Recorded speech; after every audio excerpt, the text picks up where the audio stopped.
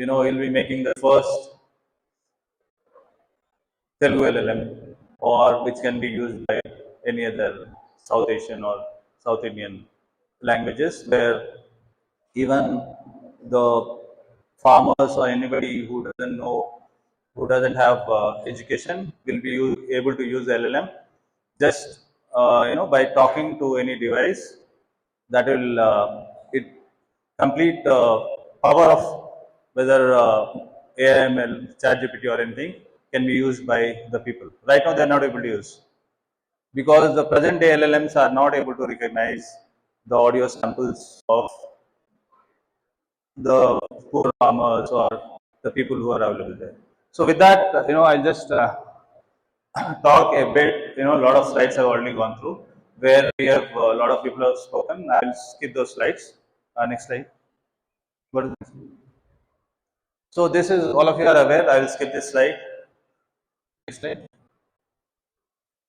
So I'll talk about my agenda about what briefly about AI, transformers, Hugging Face, and MLOps. So even though my name has been introduced, I will just talk about myself. I have been in defense earlier, and after that in Wells Fargo. And while in Wells Fargo, I have left Wells Fargo. While in Wells Fargo, I was in a team called SRE DevOps Observability team, where this jargon may be a little bit new to you. What is DevOps, SRE, MLOps? But it all, these words, just words to facilitate execution of the program. It has to run. Okay, I'll talk about those, what exactly these are. Okay, next one. So all of you are aware. I'm not explaining you what is AI, what is ML, what is deep learning. All of you are aware? Yeah, we are on the third week. Is there anybody not aware of all this basic terminology? Just you can ask me questions. Okay, next one. So this is the umbrella of complete AI universe. We have on every day hundreds of tools coming up in every domain of AI. So whether it is artificial intelligence, machine learning, neural networks, deep learning, generative AI. So generative AI is LLM language model is part of Gen AI. So we are all aware what exactly Gen AI? Are we aware? Anybody not aware? Basically it generates. Is it clear? What does it generate? It can generate text, it can generate video, it can generate audio, or it can generate and create text to text, text to audio, text to video, and vice versa. Simple? Okay. So there is an input, and there is something happening in between, and there is the output. And whatever is happening is in between is what we need to little bit understand, and maybe there are a lot of models, lot of frameworks where we can use. We don't have to literally understand complete coding language. That's the best part about artificial intelligence today is it has expanded to all domains. True? Whether it is civil engineering, chemical, biology, or anywhere, complete arts, literature, everywhere it has expanded. So we cannot say that it is just stuck at one place or it is a specialization or something. So everybody needs to know it. So these are the different jargons which are there in the complete umbrella of AI. I'll not be able, I'll not be teaching you all of this or introduce you all this jargon. You can learn it yourself. But I'm trying to tell you how to approach it. Okay, next one. Next slide. Yeah, no, go to the next slide. This is just as a comparison. I have given this slide for jargons of artificial intelligence or machine learning or deep learning. But there are jargon for cloud. Cloud was the latest thing few years back. Now AI is the latest, isn't it? Around 5 years, 10 years back, cloud was the best thing which can happen. We were having in-house servers, AWS, GCP, Azure, Microsoft Azure, all these cloud companies came and really changed the technology itself. So there were a lot of jargons, terminologies in them. So all of you are aware, I'm just trying to show you this slide because similarly Azure, there are different names for a DNS system. It's called Route 53. They just named it Route 53, but it just means DNS. Are you all aware what is the DNS? Domain naming system? Aware? Yes? Okay. So in GCP it is called Cloud DNS, somewhere else it is called DNS. In literally a server machine, in one place it is called EC2. Where is it called EC2? Yeah, can someone answer? Yeah, it is instant. In which cloud platform is it called? AWS. So they just named it as EC2 because it is their company. But what is it? It is actually a server. It's a virtual server. So similarly, compute engine. Where is it called? Compute engine? Compute engine. In Google, it is called. In GCP, it is called compute engine. Okay. So I'm just why I showed you this slide is I'm trying to show you a corollary that in artificial intelligence also you'll come across a lot of jargon like this. But if, for example, Hugging Face or Olama or somebody decided to name it as this name, remembering the name is okay, but more important is what function it is doing, what sub-function it is doing. Okay, is that concept clear? Okay, next slide. So these are different, jargons of LLMs and terminologies which are there, which are being used, whether it is GPT-4, Cloud, Gemini, different versions, Llama, Transformer. But there is only one baseline model under them, that is Transformer. Okay, so if you understand the functioning of Transformer, then you will be able to literally understand all the LLMs which are there, whether they call it GPT-4 or Llama 2.3 or XLM or any of this Vision, any of this. Next one. Next slide. So this is similarly the functions of AI. So that is what you need to understand what is the different functions. So next slide I'm going to show you. I'm going to put all these functions, all these terminologies into 6 jars. So that is one of my favorite slide where that is how I try to remember, so many aspects of AI, ML are there, deep learning are there, LLMs are there. So what does it actually do? That is what you need to understand. Go to the next slide. Next slide, just skip this.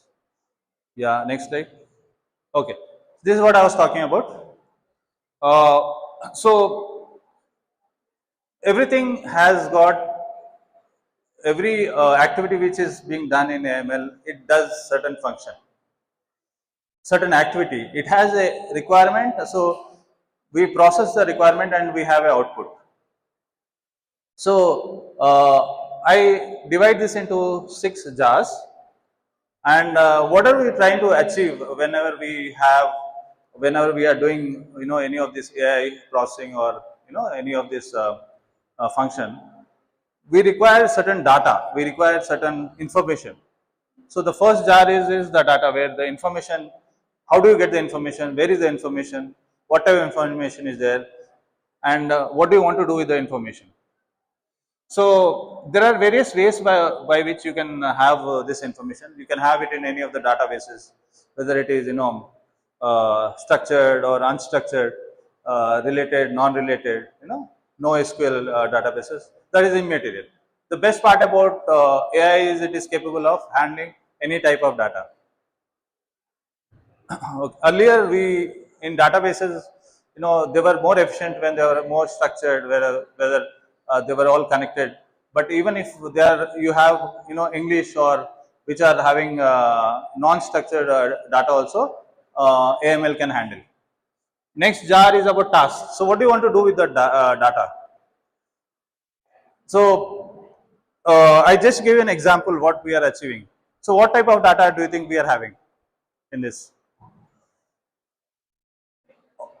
Finally, all of you, 20% of your time, will you be collecting audio samples? You will be given a, app, which is almost getting developed. It's finished.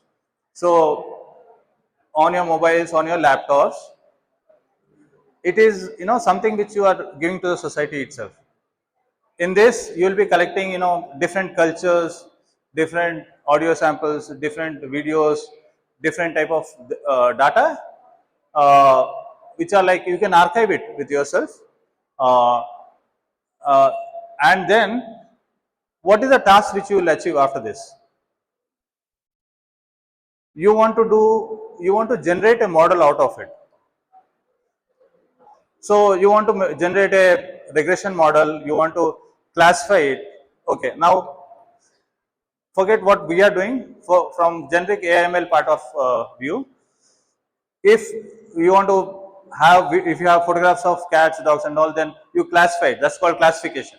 So what is the task you are doing? Classification, isn't it? So you pass it through the model, and the task which we are doing is classification. So different types of tasks, you have to know what you want to achieve. Okay. So in the first example, it is classification. Then you have regression. You want to predict. You already have time-wise from last 10 years. Cost of houses, flats. You can make a regression model, linear regression, or logistic regression, where you can predict the future costs. Clear, simple, basic mathematics. I think even we can make ax plus bx is equal to y. X plus bx square is equal to y. If it is this y is equal to x plus bx square. If this is the equation, so if x is the cost of houses and a and b are parameters, we can find out y, isn't it? So like that. So different ways of tasks which we need to identify. Whether it is for clustering, you want to cluster, whether it is for translation, transliteration, or whether you want to predict LLM, what is the next word. So all these are tasks which we need to identify. So next is a model. So what is the model which you want to use? There are already lots of models available on the net. Some are paid and most of them are free. So this being an open source community, we are going to use all open source and free models. So all of you are using ChatGPT, but apart from that, we have other models which will be introduced to you. And so how these models are given access to you? You can go to a framework like Hugging Face, or you can download these models, download a software called Olama, and pull all these models into your local laptop, or go to the cloud.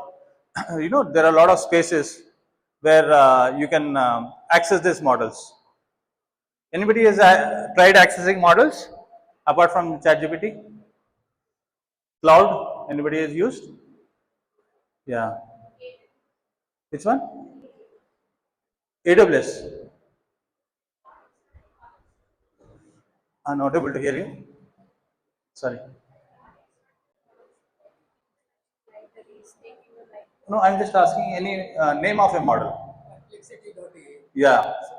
So, when I said initially that there is a tendency. So, if I ask, I gave you a slide. If I ask AWS, GCP, or Azure, what are they? It's a framework for complete cloud system, isn't it? So, inside them, there are a lot of facilities, whether it is for networking, whether it is for virtual machines, whether it is for firewall or each one of them. So that's what you need to remember. What are the functions each one of them does? Okay. So I'm asking just name of a model. So you have data, you know what to do, but there are models which are readily available. So the each even though there are names of models, you know, Llama is there, LLAMA is there, huh? Like he has mentioned one name, Perplexity, and we have Cloud is another framework. But within that framework, there are hundreds of models and different versions. Llama 3.2, Llama 2.0. So these are models is just an algorithm. What's a model? It's an algorithm where it takes data, it knows what is the task it does, and passes it through the model and gives you an output. Okay, for example, you have photographs of different animals. That is the data. You know you want to classify whether it is a cat or dog. Pass it through the model and then it gives you the output. It will tell you whether it is 0 or 1. 0 means cat, 1 is dog. Classification. Got it? So each model does different function. Whether it is, you know, neural network model, different. So for LLM, it is all transformers. It has come from neural networks. Different type of neural networks is there. It is a concept which has been copied from how our brain functions. Okay. So this is about models where there are different models are there: perceptron, autoencoder, feed forward, neuron. You may just know what it function it does. You may not know the logic code exactly inside the model. Use the model to get your function. So what you are doing actually is you are inside your Python, whether it is in your Colab or in your Jupyter notebook or on your local VS Code. For example, you are working on Python, you are importing that model name and you are using that model, passing the data through that model and getting the output out of it. How easy it is? Isn't it easy? You are not made the model, you are using somebody else's model. So to start with AML, let's do that. Okay. Now having got the model, we have got the output. So loss. Now if we have the loss, our answers were not accurate. We have certain percentage of loss. You know, there's a tendency of the complete data, because since computer cannot read, you know, photographs or, you know, all data directly, everything gets converted into vectors and it's tokenized and it is embeddings are created. So everything gets converted. It is, you know, it gets converted to n dimensions. So it is capable of handling n dimensional vectors, tokens, and embeddings. So like it is like matrices. All of you have heard of matrix in your maths, basic maths. Statistics and maths come into play here. So when it has to do summations, products, scalar products, subtractions of all these matrices, it needs maths, statistics, mean, average. Clear? So that model does it. You don't have to worry about it. Model does it, but if you know what it is doing, it is an additional plus for you. It will, you will feel really nice about it. And after that, what model does, if the output is, it will say that there is a 80% chance of this photograph being a cat. There is a 20% chance of this photograph being a dog. So it gives a probability. So if there are 10 animals, it will give a probability of all of them. It will say 60, 10, 5, 10, like that, probability of different animals. So you will pick up the highest one, isn't it? Clear? But if it gives a wrong answer, then you need to change the parameters. That is the loss. You need to tell the model that what you are given is loss, but this is what it is, right? That is called training. So you train the model. From the loss, you train the model. Whatever loss you calculate, whether it is like different techniques are there for calculating loss, like regression, max margin, MSE, lasso, MAE, and then after that, you make the model learn from the loss it has. So in LLM, we use a classical loss method called gradient.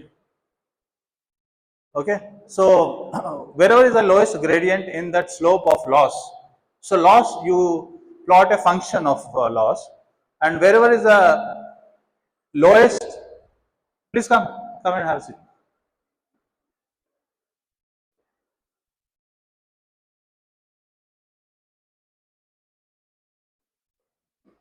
So when we calculate the loss and its function, whether by standard deviation, or difference, or many methods are there, and then for LLMs you want to minimize the loss, whether you have to wherever the lowest function of that loss is there, you find out that. How do you find out in a curve what is the lowest point on the curve? You people are aware of differential calculus, integration calculus and all? Yes, done? So when you do the differentiation dy by dx, where when it is 0, so you know that the curve is turning. It can be maximized or minimized. And you find that point, and that point is the lowest loss. Okay, I mean that is how you minimize the loss. Okay, and after that you learn, you put it back in the feedback and change the model parameters and change the model completely, and you will have a new model with the new parameters. The equation remains similar, but only the parameters, that A, B, C, which is the multiplication parameters, they change slightly. So how much you want to change, how much step you want to change. So that is what the computer is doing for you. So when inside this Python code, you have this model, you have the data, you have the output, but you are not getting the full probability accuracy, then you minimize it. Got it? So this is a learning, whether gradient descent learning, stochastic learning, backpropagation, SGD, all these are different types of learning. So after this complete thing has been learned, so you want to finally evaluate what is the accuracy of it, how much precise are you? Okay, that's the final jar which we have, whether it is precision, accuracy, you want to recall, or F score. F score is, that's what, when you go inside Python, there may be, there will be a class today after what I teach. There will be a demo also where you will be doing fine tuning. What exactly is fine tuning? Fine tuning is to minimize the loss. Make sure that it does the learning and changes the parameters. Okay, so after I finish this, I'll talk about bit about MLOps. Then I'll give this thing of Hugging Face, and after that there will be a fine tuning class also, practical. So this is the concept about this fine tuning, where you minimize the loss, do the learning, and finally you do the evaluation. Okay, so next slide. Is this clear? It's an important slide for me. If this concept is clear, I think for you it will be very easy to understand what are you doing, what you are doing. Clear? Anybody wants to ask any doubt in this? I think people who have come new.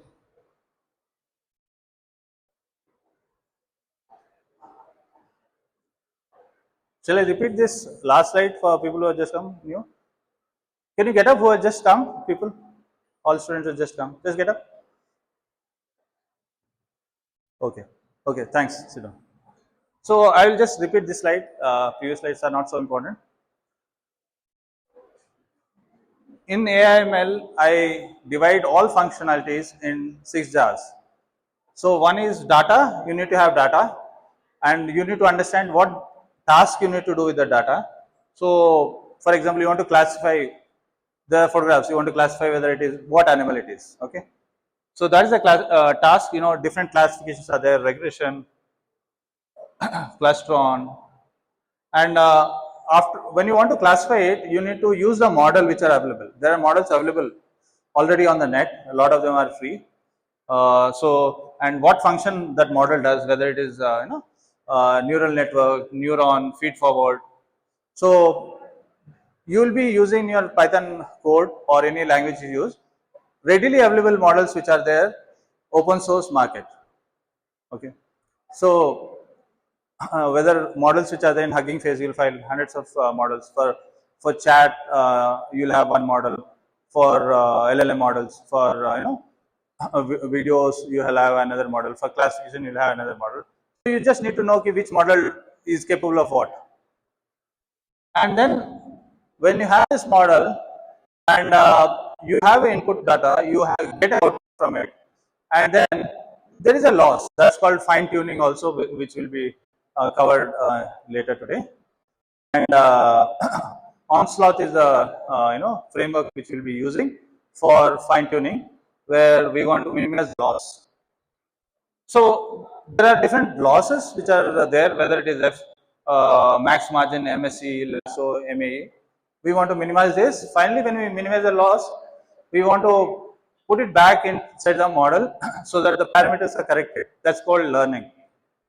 Okay, you want to make the model learn the new parameters because it is not giving the correct answer. So there's a problem with AML. So it cannot. It gives a probability answer. It doesn't give you completely yes or no. It just shows you that this is the answer, but actually under it there is a probability that this is a 90% cat. The probability is always there. So you're just picking up the highest probability. So it's all statistics. Then after it is learned, then you evaluate in the last, how much accuracy, how much precise it is. Okay. Chalo, go to the next slide. So this is about Gen AI, LLM models which we use, foundation models. Foundation models are like new models which you require fine tuning and things like that. And it is capable of a lot of things. It can take any type of data, text, images, speech, structured data, 3D signals, train it. Yeah. This one? This one? This one. Oh, I lost this one. Just check. Is it off? Oh, sorry for that. Am I audible in the last? Yeah, so these are foundational models which we'll be using, which is capable of a lot of things. Any type of data, whether it is text, images, speech, structured data, and train it, and it can after that give you the task which you want it to do. So you give a prompt and ask, give me a summary of the PDF which I am inputting, or give a photograph and say that give a explain this picture which I'm giving it to you. So this LLM or these models are capable of that. Whatever prompt you are giving, it gives an output. So a lot depends on the prompt which you are giving. Prompt is just like asking a question. It's like so prompt engineering, you people have already gone through. Some classes have happened. So it is important that you need to. It is plain English, but we still need to learn plain good English, isn't it? So whatever question which you ask, question and answer, it will give the answer accordingly. If it is not able to give you the answer so accurately, either you need to change the prompt a little bit. That's all prompt engineering is all about. Or in spite of all that, if it is not giving accurate answer, then you need to do fine tuning. So that also will be taught to you using Onslaught today. So sentiment analysis, information extraction, image captioning, object recognition, and instruction following. Everything is possible. As a final, you will be, if you collect audio samples and after that there will be model which will be there, then what it does is when the model is finally made, it will be, the audio samples can be converted into text. As of now,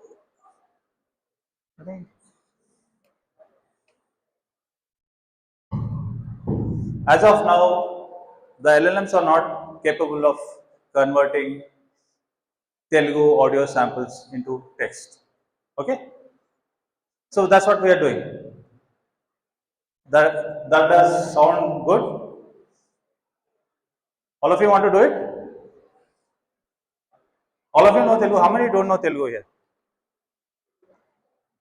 Just raise your hands. Good. No worries. I think this is our. I think we need to change the battery. The battery is gone. The battery is gone. He's getting the batteries. Turn it on with the change mode button. I think so. So no problem even if you don't know Telugu, because this is a model. It can be used for other languages also. When we just as a example, we are starting with this. We are trying to capture slang, the audio styles and things like that. Same thing, they all come from Devanagari script, most of the languages of India. So one model will work for other languages also. So which language is your mother tongue? Huh? No, somebody raised hand here. Who raised hand? Who doesn't know Telugu here? Here? Okay, fine. Go to the next slide. Thank you. Yeah. So, quite loud. We talked a lot of how AML works. What are the different jars? What are the functions? How do we remember it?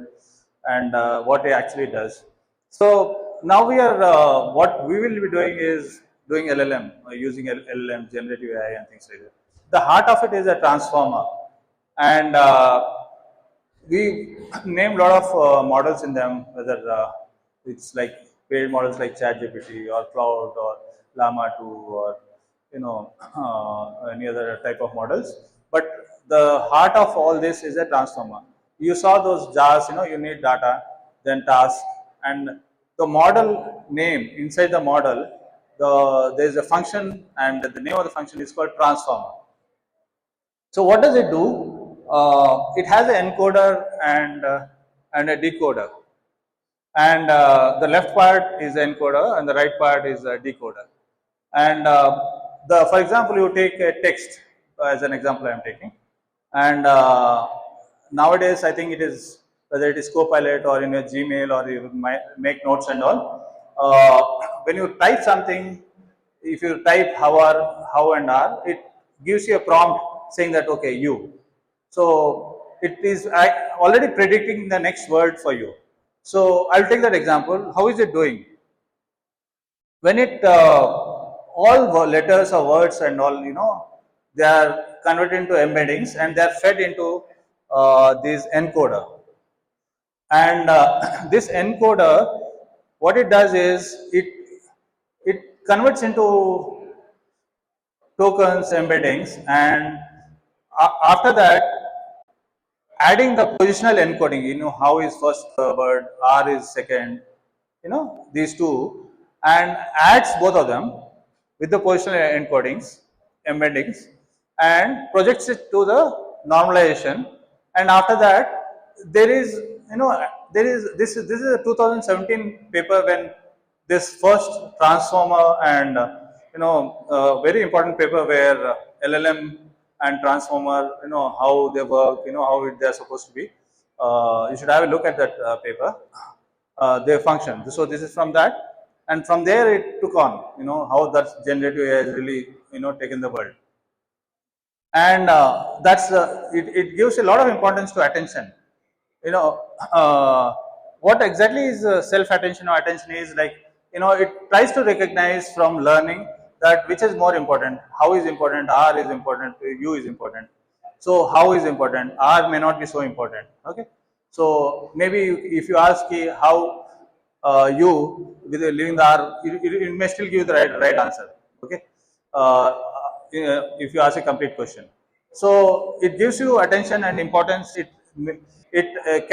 categorizes or gives embeddings to which is more important word, which is it is already learned. For example, if there are 1000 embeddings of in English already, which is trained and which is saved as a database, and there are already attentions which are already saved, and when you are inputting how are, So it is encoding this, adding it, normalizing it, and giving attention to them, and there will be NX layers. And complete thing is encoded, and then it is sent to the decoding part, where it also takes the data and compares it with the 1000 words which are available in English. For example, I am saying a dictionary of words. So it compares, it mixes, it's called cross encoding. It mixes both of them, and whatever output which it gives us the probability of, one out of this 1000 words, it mixes both of them, the encoded and decoded part, and the final output is, after adding all this attention, normalization, and then multi-headed cross attention it is called, and then feed forward, and then when you use the prediction, it gives you the probability of the next word out of these 1000 words. You given the complete 1000 words already trained. So for example, you will get 90% probability. Okay, something else. Things may get 70% probability, like that. So it will pick up the top probability. How are you? So next probability is how are things. So next probability is like that. So that is how a encoding or decoding does. So it needs to have all embeddings with it. It needs to have your data. It needs to have the algorithm with it, and then passes it through this multi-layer transformer model so that you get the output, where you will get probability of prediction of the next word. Is this difficult, or I try to make it very simple? Any doubt in this transform model? Clear? Okay. Thanks. Can somebody try to explain? You only try to explain what's a transform model. Yeah. You understood, no? So transformer is which has an encoder and a decoder. Which, like, for example, in this, we gave a text and it also linear and prediction of the task. No, okay, that's good. So, yeah, transformer is trying to encode the embeddings, and already a dictionary of embeddings are there, and it tries to mixes both of them, whether it is positional wise, whether it is attention wise, mixes it and gives out the probability of the next word. Your final output will be the probability of the next word, and then it displays the next word which is the most highest probability. Clear? Okay, next. So I think I'll go to Hugging Face after this. Go next one. Yeah. So yeah, why I wanted to show you this slide is, so I've been working in the field of SRE, DevOps, and also I thought I will introduce this terminology also to you, because my last organization I've been in this field. And so anybody has heard of DevOps? Is it a new word for you? Can anybody try to explain? You want to try? Yeah, come here.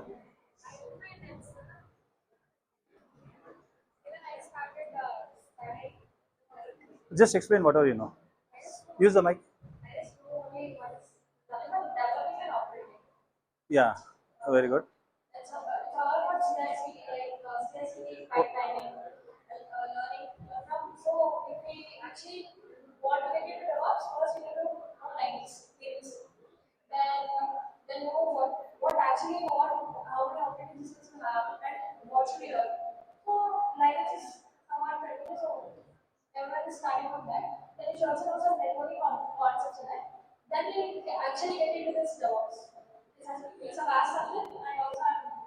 Yeah, nicely put. It's a vast subject. Summer of it, yeah, beautifully brought out. So, what's your name? Huh? Uma. Rupa. Okay, thanks, Rupa. So, yeah, it is a vast subject, let me tell you, it's a simple subject, even though it is a vast subject, because its terminologies are too many, tools are too many, and then there are flows, and then you need to connect the flows one after another to achieve the final thing. Okay.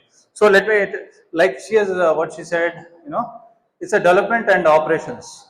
So as a programmer earlier, what people used to do is, for a particular functionality, you want to make a website, simple website, you make a HTML page. So you're developing it, correct? But when after you make the HTML page in your laptop, what do?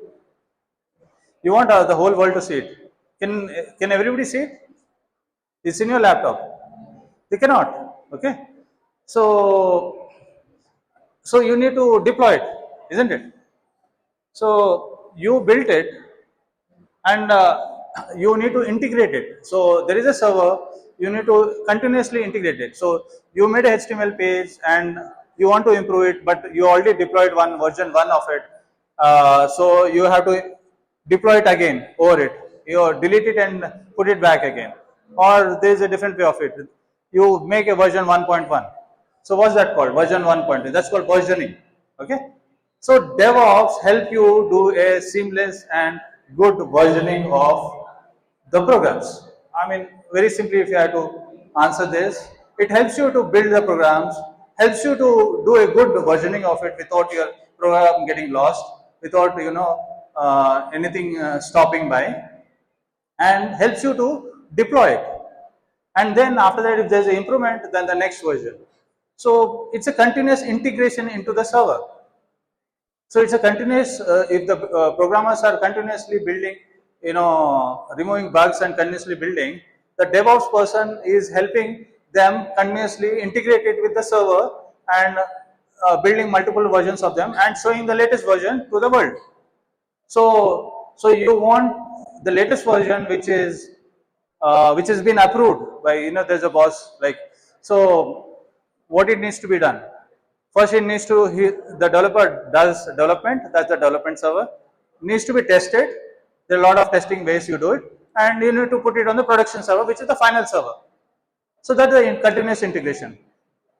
You see the loop, then when the whole world is seeing your HTML page, anybody wants to ask anything? Back? Yeah, so the whole world is seeing your server, then there's a continuous feedback, and then you improve it, and then you build it. There are thousands of tools for it. One of the best way of learning this is, now all of you have got access to GitLab, GitHub and all. One, it is integrating most of the earlier tools, which are like dedicated for DevOps thing like Jenkins and for all these models, Kubernetes. Yeah, so each tool does a one function in this complete cycle. So I cannot say that one tool does all the functions. So some tool may be versioning, like, very good at versioning, like GitHub or GitLab and all.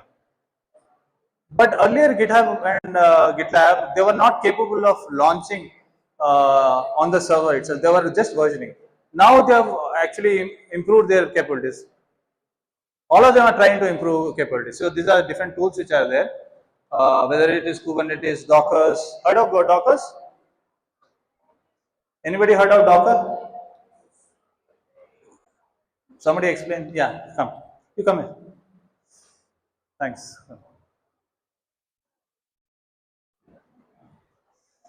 So these are all tools for DevOps. So it's important. Yeah. So basically, I know what we Docker is that Docker has some images.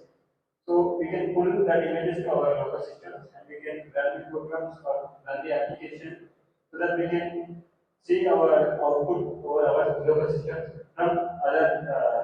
If a person, like if two friends are there, with 1 billion project and you want to see their output from that.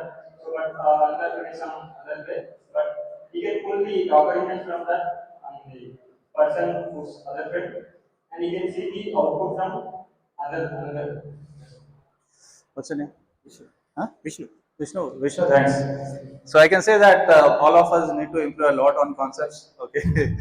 uh, so earlier, I almost like when internet PC servers were there, the concept wise there was a client and a server. Only very simple architecture was there. Now as technology improved, as things improved, different ways of doing the same thing are different names are coming up. Okay, so we need to understand that a server, which is a hardware, having a processor, RAM, a network card, which was in the old days. Nowadays, it has been replaced with same thing, virtual machines, and then inside that server, you will have a operating system sitting on the hardware, and on top of the operating system, applications sitting on them. So finally, you need to have the services or the application sitting on them. There are other ways of doing about it. Somebody says that I don't want the operating system, I just want the application directly. I'm not bothered about this thing. So you can have, you cannot have, in the olden times you couldn't have multiple services on the same server. So what we did was, there were different concepts called virtualization, Docker system, and few other systems are there, whether it is for VMware or virtualization. Docker is, without the operating system, it is trying to give under an umbrella that for a particular application functionality service. Okay, so it is already it is called containerization. It is just containing that functionality for you, where you can launch that functionality, and you can expose that port or that functionality service to the outside world or internally, and then you can use it. Clear? So all of them are basically your services, the way of providing services for you. So whether you want to put it in a virtual machine, whether you want to put it in a Docker, whether you want to put it in a server, doesn't matter at all actually. So you want to put a HTML page inside a Docker, you want to put a HTML page inside a virtual machine, a HTML server, web server, or anywhere, it doesn't matter, because the outside world is accessing it. They will not know whether it's in a Docker or a physical server, or Docker is a container. Docker is the name of a company actually. It is called containerization. So that's what I am trying to tell you in the beginning. You need to know the functionality of it. Docker is the name of the company. So there will be other companies which are capable of containerization. Can anybody tell? So Kubernetes is also, it is maintaining it is a Dockers, it is a containerization, and Helm is there. It is trying to give a facility for containerization, how to seamlessly do multiple containerization. And so regarding DevOps, if you want to seamlessly create all virtual machines, you don't want someone to 100 servers want to create and all. So you write a script, and there are services like Terraform, Ansible and all. You write a script, ask that Ansible to create 100 virtual machines for you. Ask Terraform to create 100 virtual machines for you. What Ansible does is, there are 1,000 applications, you want to change certain part of the code inside that. Ansible is capable of doing that in all of them. So these are tools inside DevOps to make things easy for you. Okay. Okay, that's it. I think about DevOps. MLOps is similar concept of DevOps. It is just that you use the same concept of DevOps for machine learning. That's it. Because you want model to be deployed, you want versioning of the model to happen, you want the model to be used by people and give feedback, then parameters to be changed. So similar concept of DevOps is used in MLOps, where different tools are there. ML flow is there and few other tools are there. The next slide. The next slide. This is okay. So next we'll go to about Hugging Face. Before I go to Hugging Face, just open Hugging Face. It's escape. First one, first on the left. So before we'll have a demo. All of you open your laptops. Access this Hugging Face page. If you don't have login, so create login. And so I'll tell you about what. If you want to put some data somewhere, so what do you do? You require a space for it, isn't it?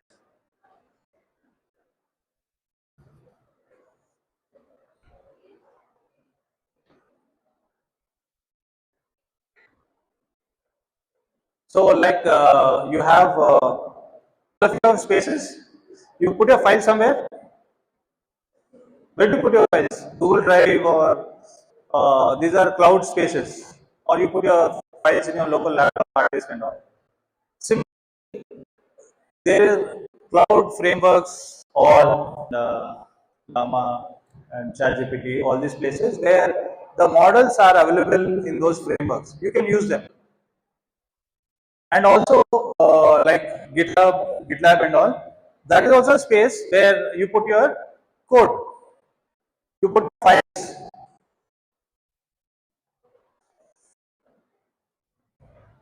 Can all of you use GitHub? Yes. Can a GitHub directly, if you put a model code in it, can it run locally on inside the GitHub? Yes or no? No. Yes. That's the right answer. So, what are the examples of cloud space where you can put? There are models available where you can run them, or you have your code where you can run them. Python code where you can run. For example, Google Colab is there. If in Google Colab you write your Python code, and will you be able to run them? How are we able to run them? Yeah, come here. Come.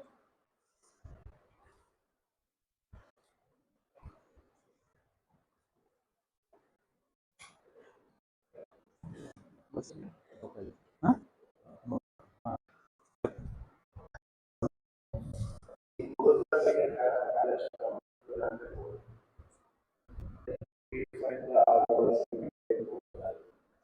Okay. Yeah, right answer.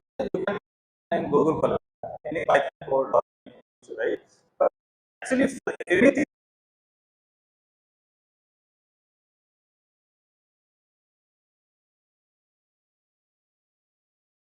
Google Colab has it. Yes or no? So that's one. So when you open the Google Colab, also you need to connect with the virtual machine or that server which it is there. Okay. So you, there are no places where you will have facilities like spaces. You need a compute engine where you need to run this model or this Python code or anything. There are a few number you should remember. There are because they somebody is using servers that they run, isn't it? Yes or no? There we are running it from there. Okay. So now regarding Hugging Face is a framework where there are a lot of models. Just click on that model. I think next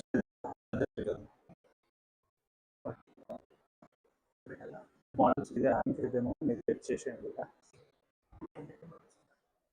Hugging Face తర్వాత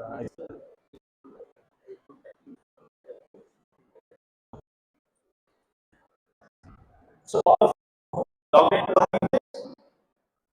Yes. Anybody is not logged in? Okay. Now these are all models which are readily available to you to use them. You see the models you can just so many of them are there. It's a very general model there. Anybody get it?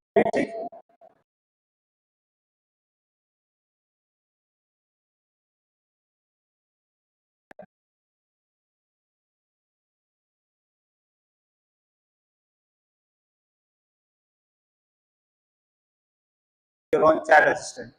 We will be doing a demo of that. We will be using one of the models and creating our own chat assistant, ChatGPT. I think where chat assistant and spaces where you created your own space. Okay. So there are a few people with me here. So we'll walk around. We can ask who are not able to say anything. deep seek. You can experiment on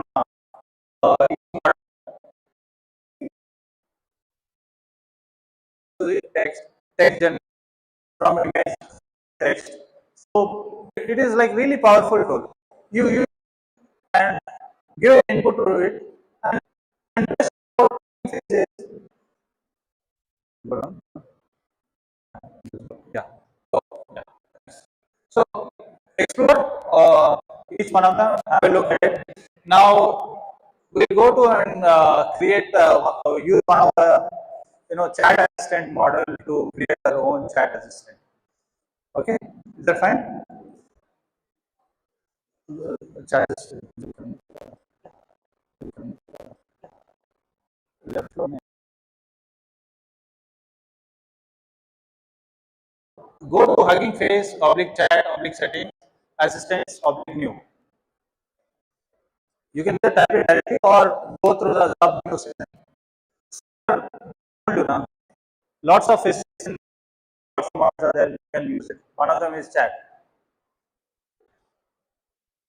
So create your chat. You can start typing the new chat you want. Just write the name of the chat you want to write. So what does So it is using a Meta Llama 3.3 model. It's a chat assistant model.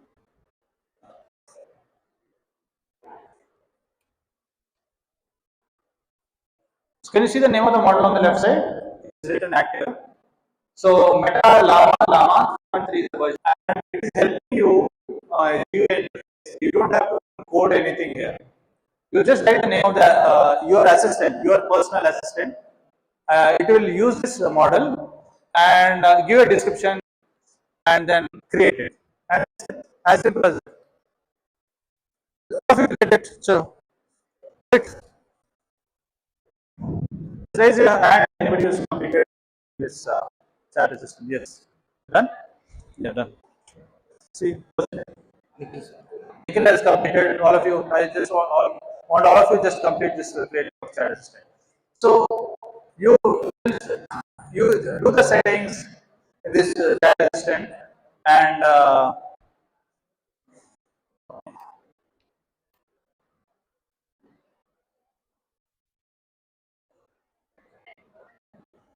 there are plain English settings are there. What is the model you want to use? What is the name? What are the prompt? What are all of you are aware prompt. There are certain default prompts which it wants you to show you in your chat assistant what are the default prompts. So use your prompt. So if you want this chat assistant for medical purpose, you can use another medical model, or you can use a default model for a default prompt for medical reasons. So you can have or if you make your own chat assistant for different functionalities.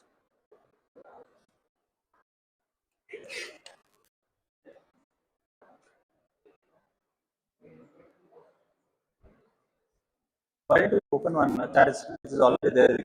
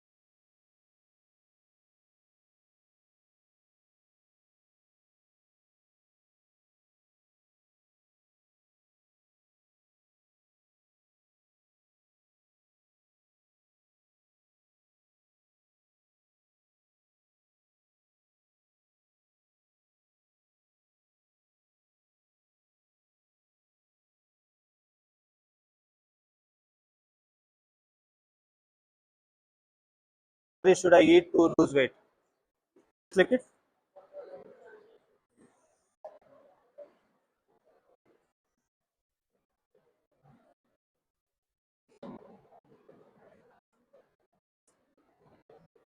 So the moment it clicks that, what it is doing is searching the internet, using the model and giving you the answer. How many calories are required? So it is given readout.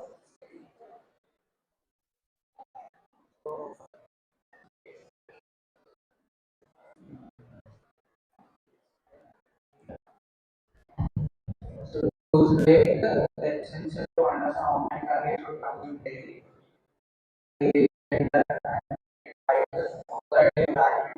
Use how many calories you take.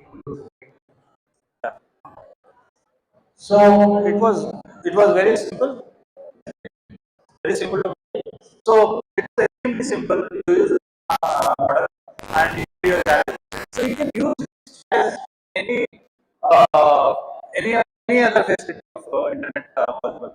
You can put it inside your Python code and use the Hugging Face API, and from your local laptop, it connects to the Hugging Face. You connects to this assistant and gets the answer from there. So from there, you don't even have to show the Hugging Face. Is it clear? Okay. Next part we'll go to.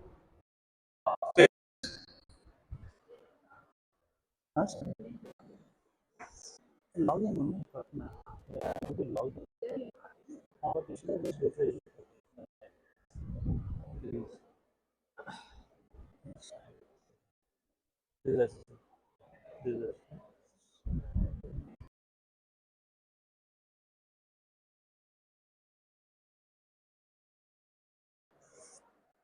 There is a what happened?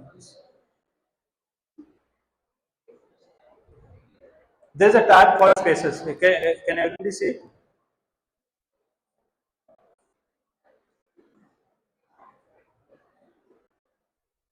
Just click that tab, Spaces. Spaces is a space where you can have your code, and whether the code you copy paste there, or whether you are putting the code from GitHub or GitLab, or you are typing the code there. Okay, space, and I'm sorry. So set of is that max fine? Set of thing.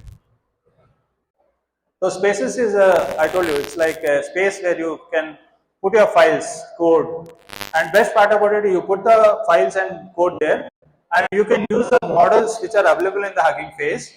And best part about it is you can run it directly there. Okay, so a simple Python code, put it there, run it. Okay, and a simple Python code, put it there, use the model of Hugging Face like Llama and run it there. You put also there. Isn't this nice? Each space you can call it as one project. Create your own space. You know what is the functionality of space. Create your own space and start creating files in there. Okay. So just you click new space. Just click new space on the right side. Yeah. So just write the name of the space.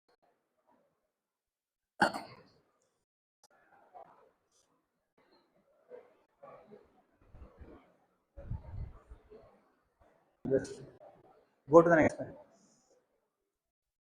Okay. Now it is asking you whether for a space you want it to run. Is using static spaces, like you want to just play or HTML or Python or things like that, or you want this space is like a virtual machine or a functionality, whether it is a Docker space. When you specify those, what it is, it will already create the templates for them. You can start with static, but if you start with static, then you'll have to write few code for if you want to launch it on Docker or Python or something. But you can use Gradio, Docker, or static, any one of these. and then it is all giving you a hardware. What type of CPU you want to use. Many are free, some of them are maybe paid. Just create some Gradio or something.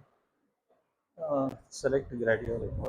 I just sorry.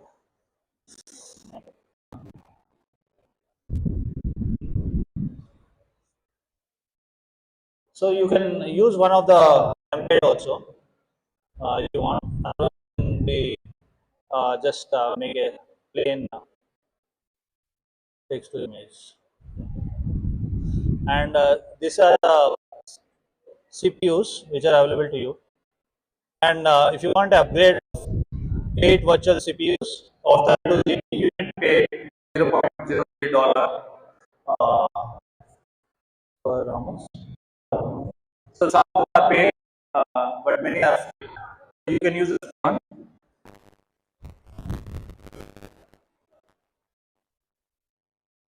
And this when the space spins, and you can give a URL to it. It automatically creates a URL for it on Hugging Face, and you can make it public or private.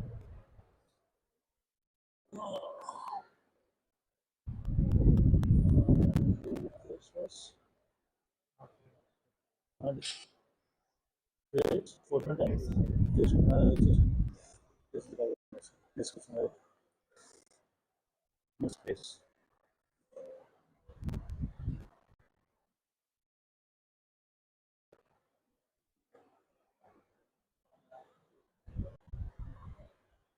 Fine.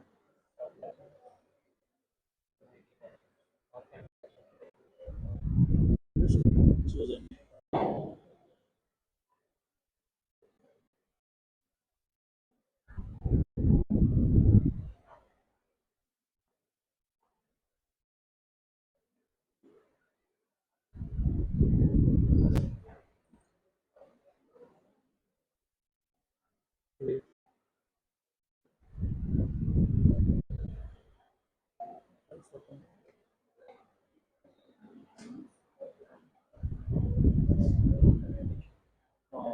internet. Let me open the space which I already opened. Right. Let me open the space. Let me be here. Okay, all of you created space. So I'm opening another space which has been created. I have created this as a streamlit underscore test name of the space, and so it's a place where you can put your files. But if you already selected a Gradio or Docker, so it will create more the same file. So if you create a template like Docker, it will create a Docker file for you. Can you open README? Just click README. So this is a Streamlit. All of you have done Streamlit? Yes or no? I think this class is finished now. Can somebody explain what is Streamlit? You have done. So all of you have done Streamlit on your local machine, local. Uh, it's a library where you take the user library, import the Streamlit. What does it do? Somebody say what is the Streamlit? All of you have done, isn't it? Yes or no? Yes? Raise hands who are done. No, we need to do it again. Is it a new concept? Okay, I think I will revise it. It has been done already around 1 week, 2 weeks back.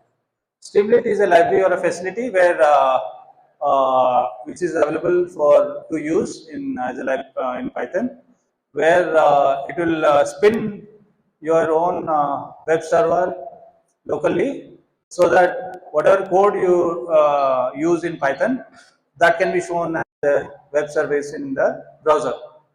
Clear? Understood? Any functionality you write is seen as a it's called a micro web app service. Basically, it immediately launches a web service locally on your laptop, so that you can use a browser to see that particular function from your browser. Clear? Is it clear what I said? Is it good? It looks good to see all your functions in on the web browser because we are used to internet web browser. If you make a program and it is just running locally on a machine, but you're not able to see on the web browser, people are not able to see, then you use Streamlit and give IP of the your local laptop so that whole world can see. Powerful. You don't have to separately launch a web server somewhere and then put the whole thing as a code there and things like that. So Streamlit is inbuilt for Python, and you download the Streamlit. It will run on the local host. Let it run parallelly, and import this Streamlit library to your, and then that's it. Fantastic. So now go to the Python code. Here, no, go there. Here, that no, space.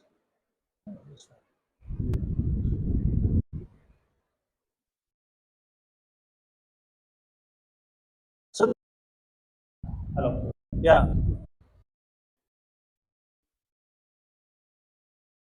So import it as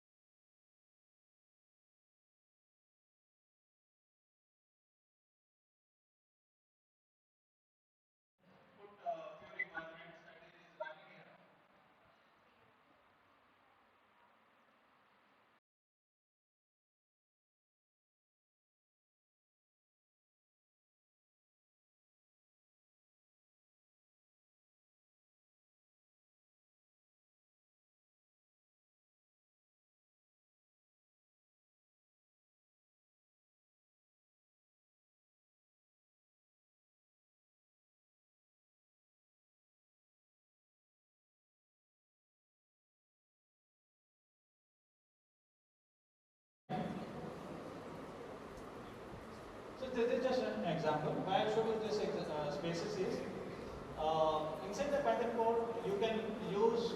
Right now I just put a pandas and a numpy where it is just giving you a visual appealing diagram.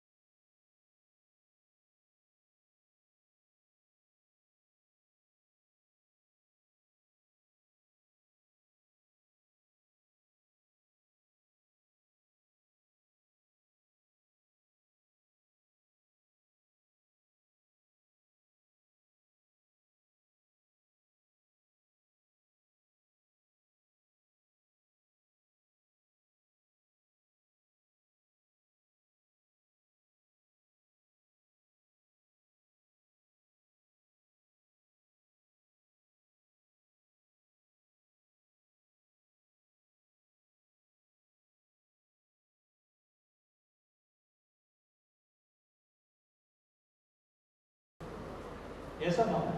Okay. So there are techniques for fine tuning.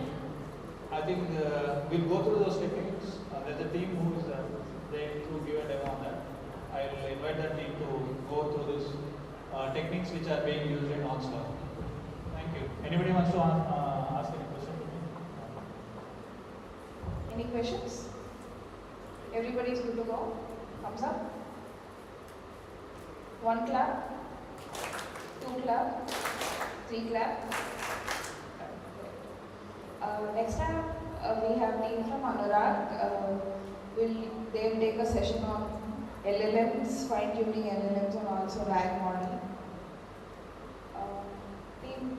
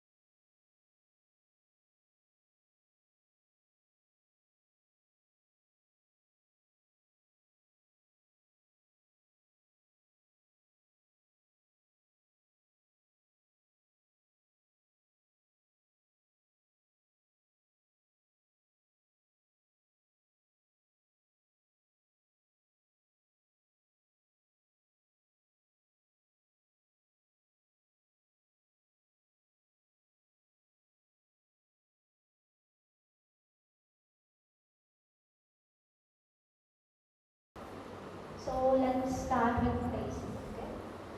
Today we are going to have an hands-on session on LLMs, fine-tuning. We'll not get into technical stuff directly. Let's go into something simple and relatable. Okay. How many of you know what AI stands for? Exactly. So what does AI do?